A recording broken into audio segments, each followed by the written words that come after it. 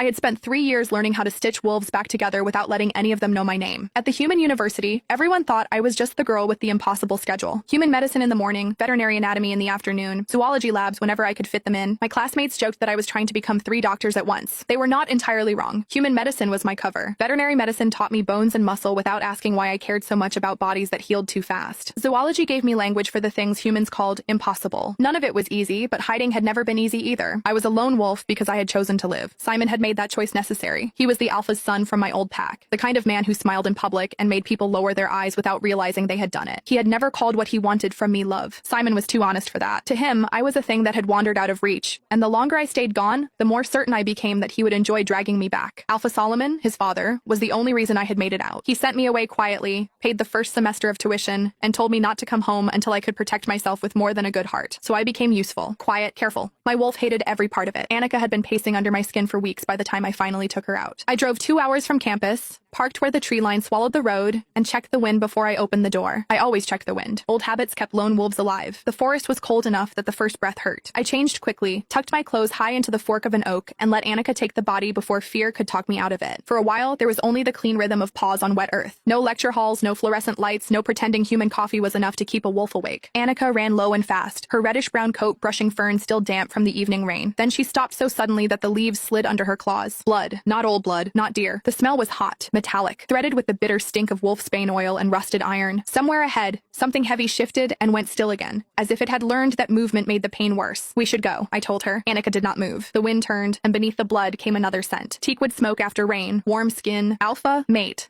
Annika said, and for one foolish second, every lesson I had taught myself went silent. I had imagined my mate once, back when I was young enough to believe the moon goddess was kind. I had not imagined finding him half hidden in enemy brush, one massive black leg caught between the teeth of a bear trap built for war. He was in wolf form, bigger than any wolf I had treated in a classroom simulation. Midnight dark, except where blood had matted the fur around his hind leg. The trap had closed below the knee and crushed deep. If he shifted, the change would tear through the remaining tissue. If he stayed there, whoever said it would come back. His green eyes followed us through the brush. He knew we were there. He also knew he could not chase us. That should have made him less dangerous. It did not. I forced the shift back before I could think too hard about being exposed in front of a stranger, mate or not. Fear made my hands efficient. I kept them open, kept my voice steady, and did not step close until his nostrils flared over my scent. I'm not here to hurt you, I said. The trap is under the joint, and if you shift, you may lose the leg before anyone can help you. If you let me release it, you still have a chance. His ears angled toward me. Not trust exactly. Calculation. Good. I understood calculation. I'm studying medicine, I added. Human and wolf. I know enough to get you out. Maybe enough to keep you alive until your pack finds you. The black wolf lowered his head by a fraction. Permission. I worked by moonlight and touch. The trap was old but maintained, the spring still mean enough to take my fingers if I